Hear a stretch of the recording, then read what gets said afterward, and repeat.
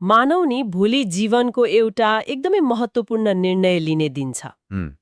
कुनै नयाँ व्यापार सुरु गर्ने सम्झौतामा हस्ताक्षर गर्दैछौँ वा भनौँ न आफ्नो करियरको दिशा नै परिवर्तन गर्ने सोचमा छौँ।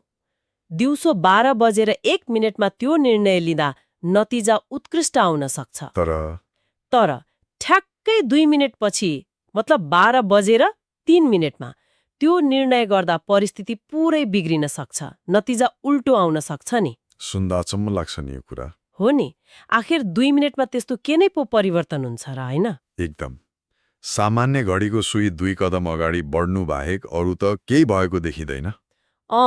तर यदि हामीले समयलाई हेर्ने हाम्रो त्यो पुरानो परम्परागत चस्मा फुकालेर हेर्ने हो भने नि, त्यो 2 मिनेटको अन्तरालमा सिङ्गो आकाशीय मौसमै एक्कासी परिवर्तन भइरहेको हुन सक्छ। हो, पक्कै पनि। सामान्यतया हामी जब पात्रो वा क्यालेन्डरको कुरा गर्छौँ, त्यहाँ एउटा कठोर र निश्चित संरचनाको अपेक्षा हुन्छ, इन्जिनियरिङ जस्तै क्या? बिहानको 10 बजे मिटिङ छ, दिउँसो 1 बजे खाजा खाने समय हो। एकदम। समयलाई एउटा निश्चित बक्सामा राखिएको हुन्छ।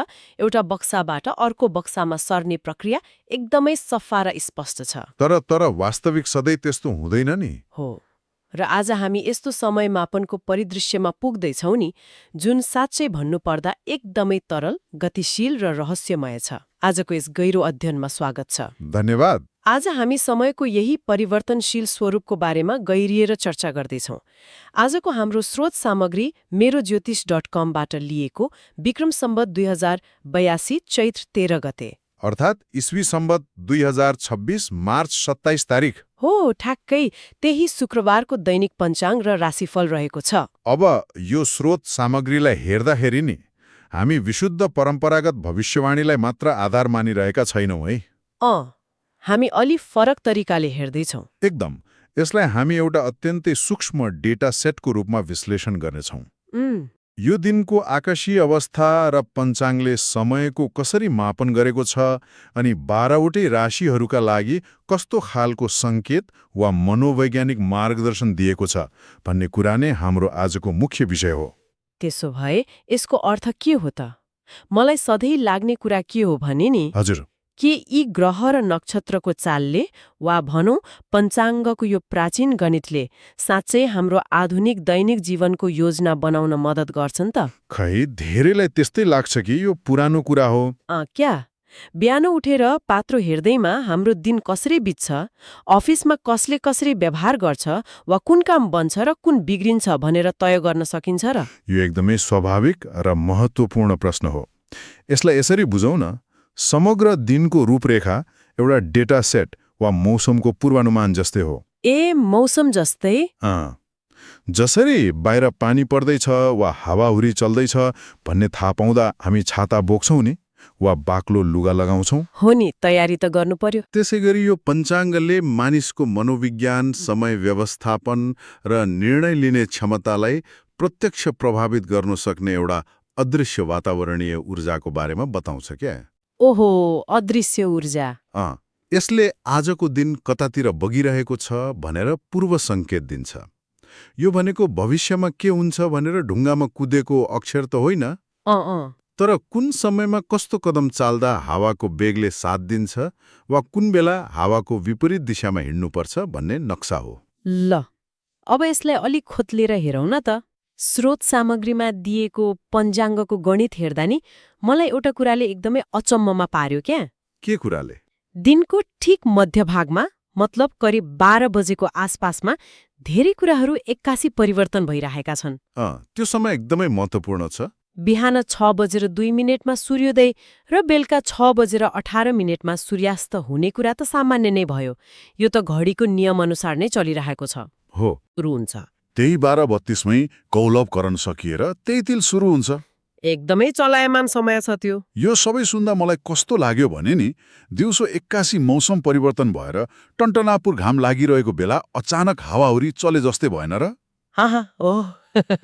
ठ्याक्कै त्यस्तै हो। खासमा यी तिथि र करण भनेका चाहिँ के हुन् नि जसले हाम्रो दैनिकीलाई यति धेरै असर गर्छन्? यहाँ सबभन्दा चाखलाग्दो कुरा नै यही हो नि, पञ्चाङ्गले दिनलाई एउटै स्थिर र एकनासको एकाइ मान्दैन। हेर्नुहोस्, पश्चिमी क्यालेन्डरमा शुक्रबार भनेको बिहानदेखि रातिसम्म पुरै 24 घण्टा एउटै शुक्रबार हो नि त।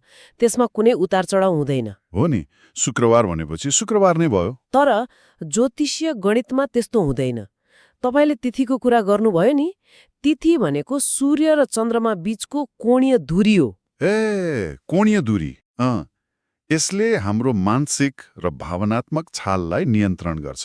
नवमी तिथि जुन 12:32सम्म छ नि, यो अलि उग्र, आक्रामक र कुनै पनि कुरालाई छेड्ने वा भत्काउने प्रकृतिको ऊर्जा हो। ओहो, भनेपछि बिहान त अलि आक्रामक नै हुने भयो। एकदम। तर 12:32 पछि जब दशमी लाग्छ नि, ऊर्जा शान्त, सन्तुलित र स्थिर हुन थाल्छ। वाउ। त्यसैगरी करण भनेको तिथिको आधा भाग हो। कौलव करणबाट तैतिल करणमा प्रवेश गर्नु भनेको हाम्रो काम गर्ने शैली बाहिरी रूपमा घुलमिल हुनेबाट भित्री रूपमा व्यवस्थित हुनेतर्फ सर्नु हो क्या। यसको मतलब त झन् गहिरो पनि निस्क्यो त। यदि मैले यसलाई हाम्रो दैनिक अफिसको रुटिनसँग जोडेर हेर्ने हो भने नि, हजुर, दिउँसो 12:30 भनेको त प्राय मानिसहरू कामबाट उठेर खाजा खान जाने समय हो नि। मानौ म बिहानदेखि एउटा एकदमै आक्रामक र प्रतिस्पर्धात्मक मिटिङमा थिएँ, किनकि नवमी तिथिको ऊर्जा थियो नि त। अनि 12:30 बजे म खाजा खान निस्किएँ। जब म 1 बजे फर्केर आफ्नो डेस्कमा बस्छु नि, म त पुरै फरक आकाशीय नियमको अधीनमा हुँदो रहेछु नि त, होइन र? बिल्कुल। तपाईले खाजा खाएर फर्किदासम्म ब्रह्माण्डको मूड नै परिवर्तन भइसकेको हुन्छ क्या। कस्तो अचम्म। र अझ महत्त्वपूर्ण कुरा त चन्द्र राशिको परिवर्तन हो। 12:02 चन्द्रमा मिथुन राशिमा छ। मिथुन भनेको वायु तत्व हो। यो चञ्चल हुन्छ, धेरै कुरा सोच्ने, सञ्चार गर्ने अनि एकैपटक धेरैवटा ट्याबहरू कम्प्युटरमा खोलेर काम गरे जस्तो ऊर्जा हो। मल्टिटास्किङ जस्तो हो। तर 12:02 पछि चन्द्रमा कर्कट राशिमा प्रवेश गर्छ। कर्कट जल तत्व हो, यसको स्वामी नै चन्द्रमा हो नि त। यो निकै भावनात्मक, संवेदनशील र सुरक्षा खोज्ने प्रकृतिको हुन्छ। भनेको बिहानको हाम्रो मानसिक अवस्था तर्क र कुराकानीमा बढी केन्द्रित हुन्छ, अनि दिउँसो 1 बजेपछिको मानसिक अवस्था पुरै भावनात्मक र गहिरो हुन सक्छ। पञ्चाङ्गले त्यही भन्छ। बिहान साथीहरूसँग ठट्टा गर्दै काम गर्ने मान्छे दिउँसो 81 गम्भीर वा अलि बढी संवेदनशील हुन सक्छ। हो नि। त्यसैले यो समय व्यवस्थापनका लागि एकदमै सूक्ष्म र महत्त्वपूर्ण जानकारी हो। सही कुरा। यदि कुनै महत्त्वपूर्ण सम्झौता गर्दै हुनुहुन्छ जहाँ धेरै तर्क र सञ्चार आवश्यक छ भने त्यो बिहान 12 बजे अघि नै गर्नु राम्रो हुन्छ। तर यदि शान्त बसेर गहिरो सोच विचार गर्नु छ वा टिमको भावना बुझेर निर्णय लिनु छ भने नि त्यो 12 बजेपछिको समयका लागि राख्नु बुद्धिमानी हुन्छ। यो त साँच्चै अद्भुत कुरा भयो क्या। समय एउटै गतिमा हिँड्दैन, यसको पनि आफ्नै मुड हुन्छ भन्दा फरक पर्दैन रहेछ। एकदम। अब यो समयको मुडले विभिन्न राशिहरूलाई कसरी प्रभाव पार्छ भनेर हेरौँ न त। हुन्छ, हेरौँ।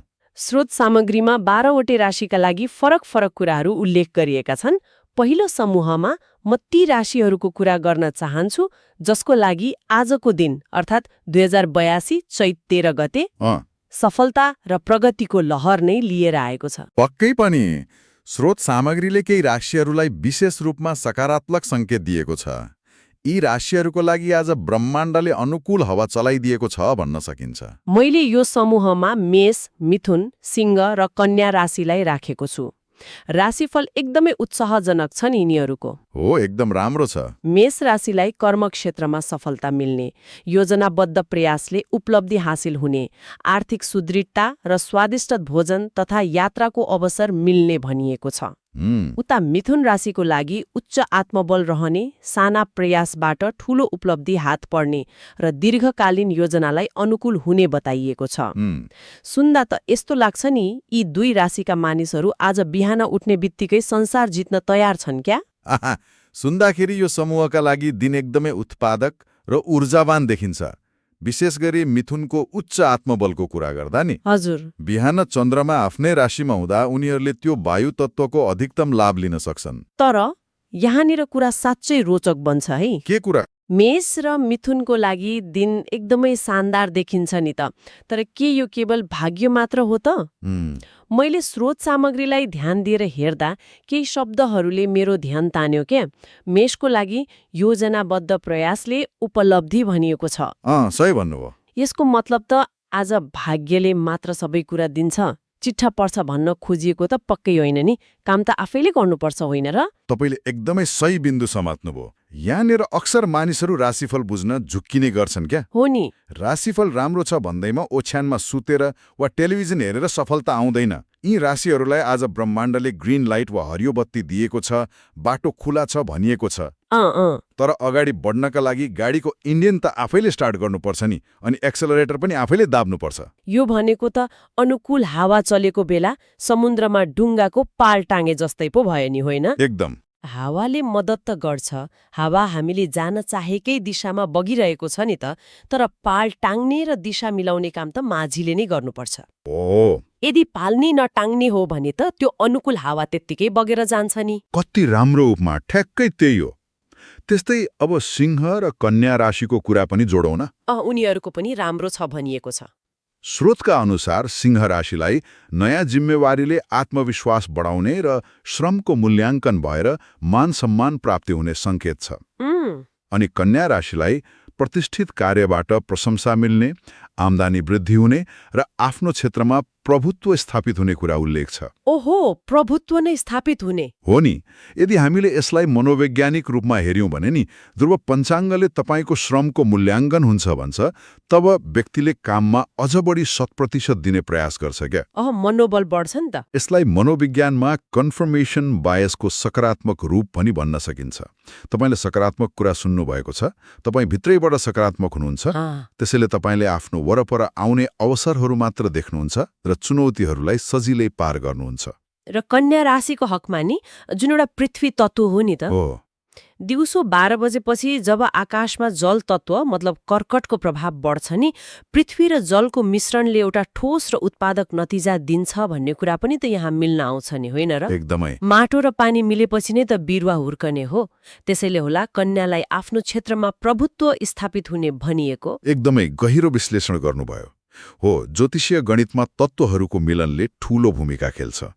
कन्या राशिको स्थिरतालाई कर्कटको भावनात्मक पोषणले मद्दत गर्छ नि त, जसले गर्दा उनीहरूको काममा निखार आउँछ। त्यसैले यो पहिलो समूहले आज आफ्नो ऊर्जालाई अधिकतम प्रयोग गर्नुपर्ने दिन हो। अब दोस्रो समूहतिर लागौँ न त। हुन्छ। यदि पहिलो समूह अनुकूल हावामा डुङ्गा चलाइरहेका छन् भने नि, यो दोस्रो समूहको अवस्था अलि फरक छ क्या। वृष, मकर, कुम्भ र धनु राशिको विवरण पढ्दा मलाई एउटा छुट्टै किसिमको चित्र दिमागमा आयो। कस्तो चित्र? यो भनेको एउटा ट्राफिक जाममा फसेको तर सही गन्तव्यमै पुग्ने गाडी जस्तो हो क्या। हा, मलाई यो ट्राफिक जामको रूपक एकदमै रोचक लाग्यो। यसलाई कसरी व्याख्या गर्नुहुन्छ? हेर्नुहोस् है, वृष राशिलाई कार्ययोजनामा ढिलाइ भए पनि अन्ततः सकारात्मक परिणाम आउने भनिएको छ। मकरलाई लगनशीलता र निरन्तर प्रयासले मात्र सफलता सुनिश्चित गर्ने र व्यापार विस्तार हुने भनिएको छ। हो नि। म आफै कहिलेकाहीँ काठमाडौँको बाक्लो जाममा फस्दा कति दिक्क लाग्छ क्या। हर्न बजायो, अगाडिको गाडीलाई गाली गर्यो, तर गाडी 1 इन्च सर्दैन नि त। एकदमै तनाव हुन्छ त्यो बेला। यहाँ वृष र मकरलाई त्यस्तै अवस्था आउन सक्छ भनिएको छ, तर नतिजा सकारात्मक हुन्छ अरे क्या। मेरो प्रश्न के हो भने नि, मानिसहरू ढिलाइ हुँदा आत्तिन्छन् नि त, यस्तो बेला यो राशिफलले कसरी मद्दत गर्छ? म यसलाई यसरी प्रश्न पार्छु, हामी आधुनिक समाजका मानिसहरू ढिलाइलाई वा भनौँ न डिलेलाई सधैँ नराम्रो र असफलताको रूपमा लिन्छौँ क्या। हामीलाई त छिटो चाहियो नि सबै कुरा। हो, हामीलाई तत्काल नतिजा वा इन्स्टेन्ट ग्राटिफिकेसन चाहिएको छ। तर पञ्चाङ्गको गणितले के देखाउँछ भने नि, ढिलाइ सधैँ नराम्रो हुँदैन। हो र? वृष र मकर दुवै पृथ्वी तत्वका राशि हुन्। यिनीहरूको प्रकृति नै बिस्तारै तर मजबुत जग खडा गर्ने हो। आजको आकाशीय ऊर्जाले उनीहरूलाई हतार नगर, समय लिएर काम गर भनिरहेको छ क्या। भनेपछि पञ्चाङ्गले उनीहरूलाई मनोवैज्ञानिक रूपमा तयार गर्दैछ पो त? हो नि। यदि घरबाट निस्कनु अघि नै आज बाटोमा 20 मिनटको जाम छ तर गन्तव्यमा समयमै पुगिन्छ भने नि, जाममा पर्दा हर्न बजाएर वा तनाव लिएर बसिँदैन नि त। शान्त भएर पडकास्ट सुनिन्छ वा गीत सुन्दै आरामले बसिन्छ। एकदम सही कुरा। वृष र मकरका लागि लगनशीलता र धैर्यता नै आजको कुञ्जी हो। हतार गर्दा झन काम बिग्रिन सक्छ। अनि यही समूहमा रहेका कुम्भ र धनु राशिको कुरा नि कुम्भलाई मानसिक तनाव कम हुने र अध्ययनमा उत्कृष्ट प्रदर्शन हुने संकेत छ अनि धनु राशिलाई चाहिँ पारिवारिक समस्या समाधान हुने र चुनौतीसँगै आउने अवसरमा विवेकपूर्ण निर्णय लिनुपर्ने भनिएको छ। यी दुईमा पनि एउटा साझा कुरा के छ भने नि भावनामा बगेर हतार गर्नु हुँदैन। एकदम। कुम्भ राशिको मानसिक तनाव घट्नुको अर्थ के हो भने नि उनीहरूको दिमागमा कुहिरो हटेर स्पष्टता आउँदैछ। कुहिरो हटेको बेला कुद्ने होइन नि त, बाटो हेरेर योजना बनाउने हो नि। धनुराशिको कुरा गर्दा नि चुनौती आउँछन् तर ती समाधान गर्न नसकिने खालका छैनन् भनिएको छ। विवेकपूर्ण निर्णय भन्नुको तात्पर्य नै त्यही हो। आजको दिन यी राशिहरूले रियाक्ट गर्ने होइन, रेस्पोन्ड गर्ने हो क्या। कसैले केही भन्यो भन्दैमा तुरन्तै फर्काउने होइन, स्थिति बुझेर मात्र पाइला चाल्नुपर्छ। भनेपछि यो समूहको लागि आजको दिन धैर्यता र रणनीतिको खेल हो।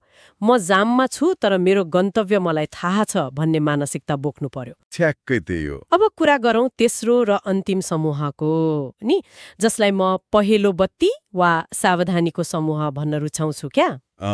पहेँलो बत्ती सही नाम दिनुभयो। कर्कट, तुला, वृश्चिक र मीन राशि यिनीहरूको बारेमा स्रोत सामग्रीले जे भनेको छ नि त्यो सुन्दा धेरैलाई अलिकति डर लाग्न सक्छ क्या। डर भन्दा पनि यसलाई पूर्व चेतावनी वा अलर्टको रूपमा लिनु उपयुक्त हुन्छ। जस्तै कर्कट राशिलाई कार्य सम्पादनमा ढिलाइ र बढ्दो खर्चले दबाव सिर्जना गर्न सक्ने भनिएको छ। साथै पारिवारिक समझदारी आवश्यक पर्ने उल्लेख छ नि। तुला राशिलाई आर्थिक व्यवस्थापनमा विशेष सावधानी अपनाउन र अनावश्यक कार्यमा समय खर्च नगर्न सुझाइएको छ।